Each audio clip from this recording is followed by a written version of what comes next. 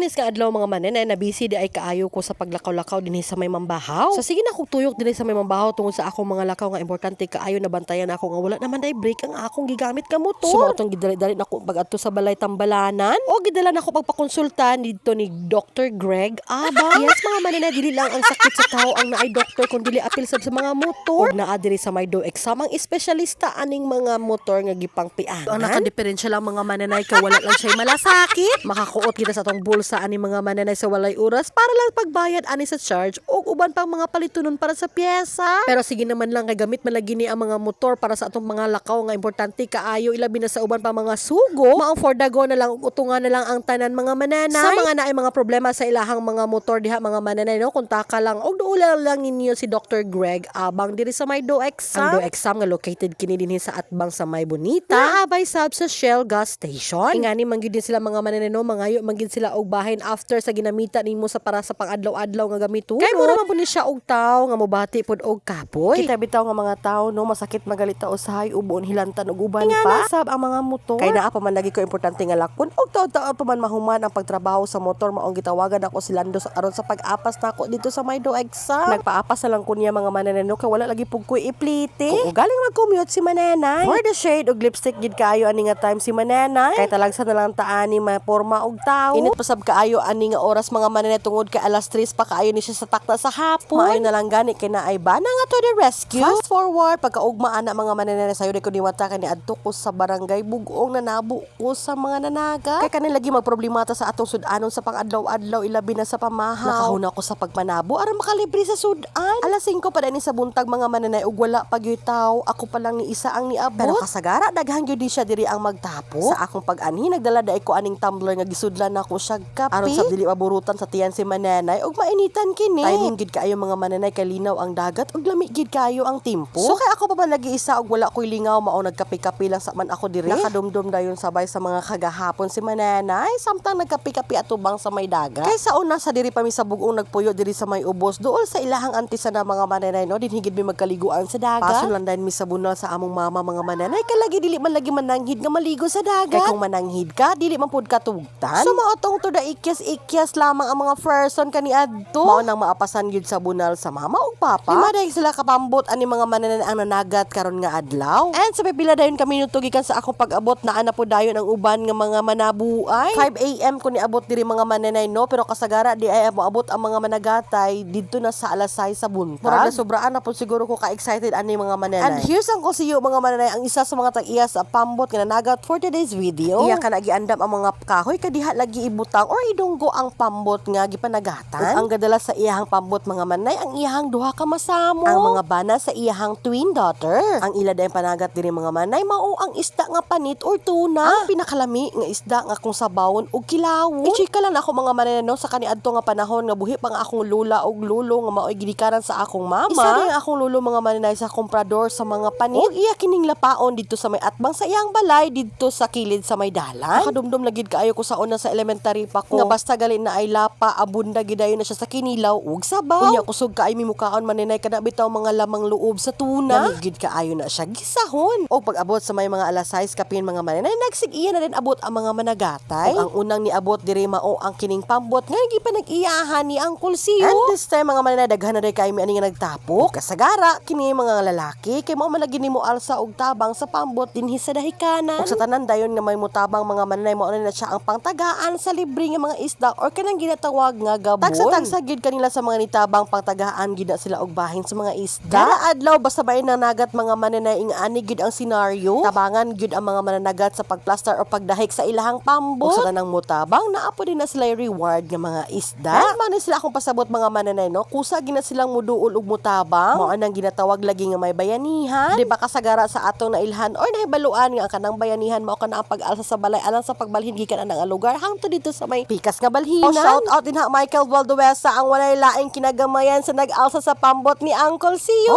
Naapo din ha si Kaka nga nagtabang pag-alsa mga mananay aron makalibre pod og isda sudan para pamahaw. And mao na sila mga mananay no, pag human galing ang plaster ang ilang pambot magtapok na rin na sila kay mag-distribute na dayon ang pinaka-head nila anak mga mananay. Ang ilang distributor anak mga mananay walay lain kundi si Edmark Makabudbud. Ang si mananay dayon nga naglingkod-lingkod lang sa kilid gitagaan po dayon og upat ka buok ni Edmark. Og wala pa gyud ko muuli anak mga mananay kadili gid ko pasibuot nga upat ra ako kabuok. Kay unsaon naman ang lapagbahin mga mananay mag-ilog mi ana sa upat kabuok nga 5 man mi kabuok diri sa balay. Beto joke lang na mga mananay ha. Dan paghuman na sa pagplaster sa bambot nila ni Uncle Sio, nag-anam na po nag-abot ang uban pa nga managatay. Aron sa blagi nga daghan ang ilahang matapok nga mga isda para sudanon dito sa ilahang tagsa-tagsa ka mga balay. Dito na po din sila ni duol sa ubang pambot alang sa pagtabang sa pag-alsa ini. Og syempre sila tanan na tagaan sa bahin. Ana gid diri sa isla mga mananay no, bisag tuod may mahal kaayo nga mapamaliton daghan gid paagi aron ka makasudan. Basta maning kamot lang ka mga mananay. Cheers B-boy and Dondon mga mananay. Shout out dinyo duha ang mga isog nga mga nagatay dinhi sa barangay Bugo. Walay laing pinakusgan nga masamong ni Uncle Sio. Ang mga palalab ni Budog ug ni Baday. So mentras nagtapok ang uban dito sa may unahan para sa pagtabang sa pagplaster sa pambot sa uban nga managatay. Sila ni B-boy busy pod sila og paghugas o pagplaster sa ilahang gigamit nga pambot. Kay pag-abot ani sa unyang hapon mga mananay muog sud pod sila og balik. And kami nga mga babae to the dolems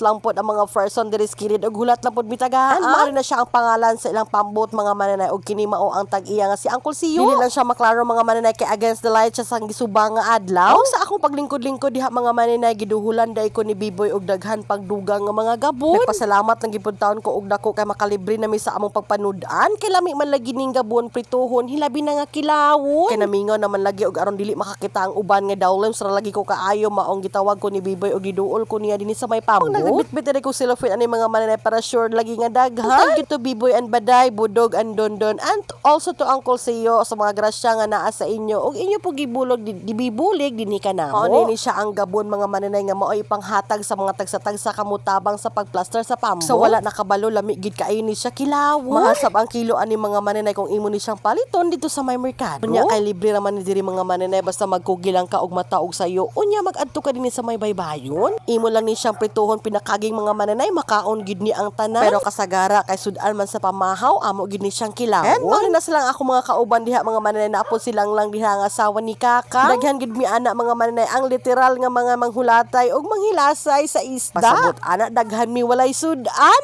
Charot lang. For today's video wala na sila nakuha nga tuna dinhi mga mananay. Sa uban sab nga mga nanagat nakakuha sila pero budlis ra. Pero despite ana wala gid sila mawala og paglaom og niingon lagi nga muugsod gid og balik. Kay nga na magid ang kinabuhi mga mananay no na amang gyud panahon nga naa og naagid po'y panahon nga wala ta.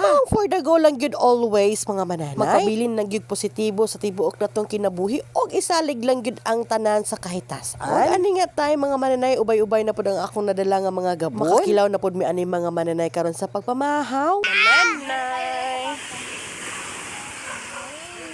Nahay mananay me. Paghuman nila og tabang sa pagplaster sa ilahang mga pambot mga mananay dito sa mga tagsa-tagsa ka mga managatay nga niabot. Nibalik og dagsigiya po dayon mi pagpanguli kay ang tanan natagaan man sa mga hilas. Og for sure tanan ang naay sudan aning sa pagpamahaw mga mananay. And that's all for today's video mga mananay. Sa sunod na pod nga pag-vlog. Thank you for watching.